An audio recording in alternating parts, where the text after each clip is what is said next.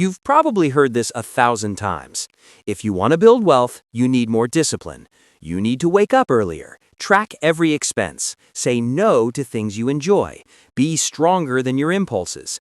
And if you're struggling financially, the message is simple. You're just not trying hard enough. But what if that entire idea is wrong? What if the reason saving money feels so difficult isn't because you're lazy, but because you're using the wrong strategy entirely? Hi, my name is Bryony, and I spend way much time thinking about why people who look financially reckless are sometimes better prepared for disaster than people who did everything right.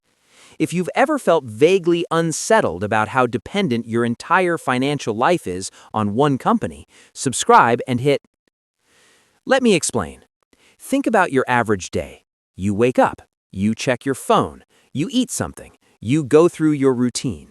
You make dozens, if not hundreds, of small choices without even thinking about them. Now here's the part most people don't realize. A huge portion of those actions aren't actually decisions, they're habits, automatic patterns your brain runs in the background. You're not consciously deciding everything, you're following scripts. And once you understand that, everything about money starts to make a lot more sense. Because the people who are consistently saving money, the ones quietly building serious net worth over time, they're not sitting there battling themselves every day. They're not constantly resisting temptation. They're not using superhuman discipline. They've just designed their lives in a way where the default behavior leads to saving money. So instead of asking, how do I force myself to save? They ask, how do I make saving the easiest possible option?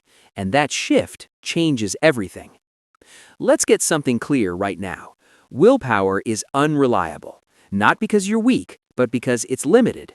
Every time you make a decision, big or small, you use mental energy. What to eat, what to wear, whether to go out, whether to spend or save. And over time, that energy drains. By the end of the day, your brain is tired. And when your brain is tired, it stops choosing what's best and starts choosing what's easy. That's why you order food instead of cooking. You buy things you didn't plan for. You skip budgeting. You say, I'll start tomorrow. It's not a character flaw. It's how your brain is built. Your brain prioritizes efficiency. It wants to conserve energy. So when you rely on willpower to make better financial decisions, you're setting yourself up to fail repeatedly because you're trying to fight your own biology. Now, here's the smarter approach. Instead of fighting your brain, you design systems that work with it. You remove unnecessary decisions. You simplify choices. You automate behaviors. So saving money stops feeling like effort and starts happening by default. Let's get something clear right now. Wealth is built through boring behaviors, not exciting ones, not flashy ones, not the kind you see on social media. It's built through small, repeatable actions that don't feel impressive, but compound over time. And the reason they work is because they don't rely on motivation, they rely on consistency. So what you're about to see isn't a list of hacks, it's a set of habits designed to reduce friction in your life, so the right actions happen automatically. Some of them will sound too simple, some will sound boring, some might even sound unnecessary. But that's exactly why they work, because simple systems are the ones you actually stick to. Let's start with something that quietly drains more money than most people realize: food. Not just what you eat, but how often you think about what to eat. Every day you're making dozens of tiny food-related decisions: breakfast or skip, cook or order, what to buy, what to eat tonight, and each one uses mental energy. Now here's what happens over time. The more decisions you make, the more tired your brain gets. And once that happens, you stop choosing what's efficient and start choosing what's easy. Convenience is expensive. It's food delivery, it's impulse snacks, it's wasted groceries, it's the "I don't feel like thinking" tax. So instead of trying to be better at food decisions, you remove most of them entirely. You simplify, you repeat, you create a small rotation of meals that you don't have to think about. Now, suddenly, grocery shopping becomes predictable. Cooking becomes faster. Waste drops dramatically. Spending stabilizes. And most importantly, your brain stops treating food as a constant decision. It becomes automatic. And when something becomes automatic, it stops draining your energy, which means you have more control over everything else. Here's a pattern almost everyone falls into. You buy something, use it halfway, then move on to something new. Food, skincare, clothes, subscriptions, half-used, forgotten, replaced. Not because you needed something new, but because your brain is wired to chase novelty. New feels exciting. Finishing feels boring. But here's the hidden cost. Every time you leave something unfinished, you're wasting money. Not in a dramatic way, in small, invisible amounts. And those small amounts add up faster than you think. So the habit is simple. Before you buy anything new, you use what you already have, completely, not partially, not almost done, fully used. And something interesting happens when you do this. Your mindset shifts. Instead of constantly looking for more, you start valuing what's already in front of you. You become more intentional, more aware, more selective. And over time, that reduces unnecessary spending without any effort. This one is subtle, but it's one of the biggest financial leaks. Most people don't buy things for who they are. They buy things for who they wish they were.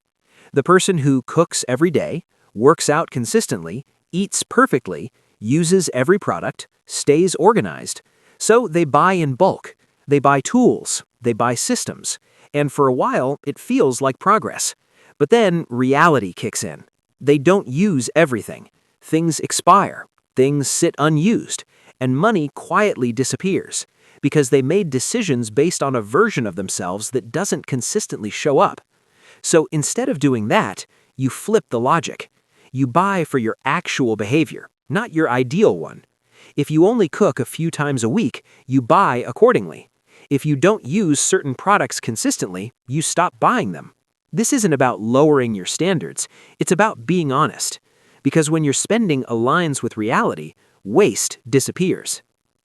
This one is where most financial advice goes wrong. It tells you to cut things out, stop spending, stop enjoying, stop indulging. And technically, yes, that saves money, but psychologically it doesn't last, because your brain doesn't like feeling restricted. When you remove small pleasures completely, you create tension, and eventually that tension snaps. You overspend, you justify it, you treat yourself, and suddenly all the savings disappear. So instead of removing enjoyment, you move it, you redesign it. You keep the experience, but change how you access it. Something simple like coffee is a perfect example. You don't need to eliminate it, you just stop making it a daily impulse purchase. You make it intentional. At home, better quality, more enjoyable. Now, instead of feeling like you're missing out, you feel in control. And that difference is what makes the habit sustainable. There are environments that make spending feel natural, and the more time you spend in them, the more money you lose without realizing it. Online stores, shopping apps, scrolling product pages. Even when you're not planning to buy anything, you're exposing your brain to temptation. And exposure matters, because the more you see something, the more familiar it becomes. The more familiar it becomes, the more likely you are to justify it. So what feels like harmless browsing is actually training your brain to spend. And over time, that turns into automatic behavior. So instead of relying on self-control, you reduce exposure. You make it harder to casually browse. You remove shopping apps. You limit idle scrolling. You change your environment. Because when the trigger disappears, the behavior weakens. Now, at this point, you might be thinking, these habits are simple. And you're right, they are. But that's the point. Complex systems fail. Simple ones stick. And what we're building here isn't a perfect financial plan. It's a system you can follow even on your worst days, because those are the days that matter most. So far, everything we've talked about comes down to one idea. Make the right behaviors easier than the wrong ones. Not through discipline, but through design. Because when your environment and routines are aligned, you don't need to constantly try. You just follow what's already set up. Now let's go deeper, because the next set of habits is where things start to compound in a serious way. Most people don't realize this, but a lot of their spending isn't about need, it's about escape. Think about it. After a long day, you feel drained, so you order food, you scroll and shop, You buy something small to feel better, not because you needed it, but because you wanted relief. Now zoom out. If your default life feels stressful, chaotic, or exhausting, you'll constantly look for ways to escape it. And most of those escapes cost money. Convenience, entertainment, distractions, all of it adds up. So instead of focusing only on spending, you fix the root cause. You build a life that doesn't require constant escape. More structure, more predictability, more intentional downtime. Because when your day feels manageable, you don't need to reward yourself just to get through it. And when you remove that emotional trigger, a huge portion of unnecessary spending disappears. This one is subtle but incredibly powerful. Look at your average weekday. Not your best day, not your worst day, your normal day. Now ask yourself, is that day naturally expensive or naturally low cost? Because here's the truth. Your financial life isn't built on rare decisions. It's built on repeated ones. If your default day includes buying coffee, ordering lunch, taking cabs, random spending, then even if you try to save occasionally, your baseline is working against you. But if your default day is simple, home food, planned routines, minimal spending, then saving becomes your baseline and spending becomes the exception. That's the shift. You don't try to save money. You make your normal life inexpensive. Every time you're in a situation where you could spend money, that's a decision point. And every decision point is a risk, because eventually one of them will break your discipline. So instead of trying to win every decision, you reduce how many decisions you face. Fewer shopping trips, fewer browsing sessions, fewer just looking moments. You simplify your environment so there are fewer chances to spend. This is how disciplined people actually operate, not by being stronger, but by putting themselves in positions where they don't have to be. Let's talk about something most people avoid: tracking expenses. And the reason they avoid it is because they associate it with guilt. I shouldn't have spent that. I messed up again. I need to do better. So they stop tracking. But that's the wrong approach, because tracking isn't about judgment. It's about awareness. Think of it like this. If you were trying to improve your fitness, would you refuse to check your progress? No, you'd track it. Not to criticize yourself, but to understand what's happening. Money works the same way. When you start tracking consistently, patterns appear. You notice when you spend the most, what triggers it, which purchases feel unnecessary, which ones actually add value. And once your brain sees those patterns, it starts adjusting automatically. That's the key. Awareness changes behavior without forcing it. So instead of asking, how do I stop spending, you ask, what's actually happening? And that question leads to better decisions naturally.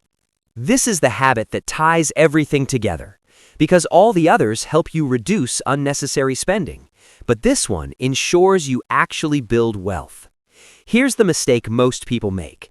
They wait until the end of the month to save. Whatever's left over, they put aside. And most of the time, nothing is left, because spending expands to fill whatever is available. So instead, you flip the order. The moment money comes in, a portion of it is moved out, automatically, before you can spend it, before you can think about it, before you can justify using it. And now, something powerful happens. Your lifestyle adjusts to what remains, not the other way around. Saving stops being something you try to do and becomes something that already happened. At this point, you might notice something. None of these habits require intense effort. They don't demand constant discipline. They don't rely on motivation. They work because they remove friction. They reduce decisions. They automate behavior. And that's the real shift. You stop trying to control every action and start designing a system that controls the outcome. Because when your system is right, your results follow automatically. Now, here's the uncomfortable part. If this is so effective, why doesn't everyone do it? Because it's not exciting. It doesn't feel like progress. It doesn't give you instant results. It's slow, predictable, almost invisible. And in a world that rewards quick wins and visible success, that kind of progress feels unsatisfying. So people ignore it. They chase bigger changes, more dramatic strategies, faster results. But those don't last because they rely on motivation, and motivation fades. Systems don't. Let's zoom out for a second. Imagine two people. Person A relies on discipline. Some months they save, some months they don't. It depends on how motivated they feel. Person B builds systems. They automate saving. They reduce decisions. They simplify their life. And every month, without thinking about it, money moves in the right direction. Now, fast forward a few years. The difference isn't small, it's massive. Not because person B worked harder, but because they removed inconsistency. And consistency is what creates compounding. If you take one thing from this entire video, let it be this. You don't need more discipline. You need fewer decisions. Because the less often you're forced to choose, the less often you'll make the wrong choice. And when the right behaviors become automatic, you stop relying on willpower completely. That's when saving money stops feeling difficult. That's when it stops feeling like sacrifice. And that's when wealth starts building quietly in the background of your life. Let's zoom in for a second, because everything we've talked about so far sounds simple on the surface, almost too simple. And that's exactly why most people underestimate it. They hear things like, eat the same meals, track your spending, build routines, and they think, that's it? That can't be the thing that builds real wealth. But here's what they're missing. Wealth isn't built through intensity. It's built through consistency under normal conditions. Not when you're motivated, not when you're inspired, not when you've just watched a productivity video and feel ready to change your life, but on a random Tuesday, when you're tired, distracted, and not thinking about money at all. That's where your financial life is actually decided. Here's a simple way to understand this. Imagine two versions of yourself. Same income, same opportunities, same knowledge. The only difference is how their life is structured. Wakes up late, doesn't know what to eat, orders food, scrolls through their phone, sees things they want, browses a little, buys something small. Evening comes, too tired to cook, orders again. Nothing extreme, no big mistakes, just small, normal decisions. Wakes up into a routine. Food is already planned. No browsing apps installed. No random exposure to spending triggers. Meals are simple. Day is structured. Spending only happens when it's planned. Now here's the key. Neither person is trying particularly hard. Neither one is using intense discipline. They're just living their day. But over time, their results look completely different. Not because of effort, but because of defaults. Most people think their financial future depends on big decisions, career changes, investments, major purchases. And yes, those matter. But what matters more is what happens repeatedly without you noticing. Your default lunch, your default weekend, your default habits when you're bored. Because those defaults run hundreds of times per year. And every time they run, they either move you forward or quietly pull you backward. Here's another reason people ignore these habits. They don't feel powerful in the moment. Skipping one takeout order doesn't feel like progress. Cooking at home doesn't feel like wealth building. Tracking expenses for one day feels pointless. But that's because you're looking at it in isolation. The power isn't in one action, it's in repetition. Think of it like this.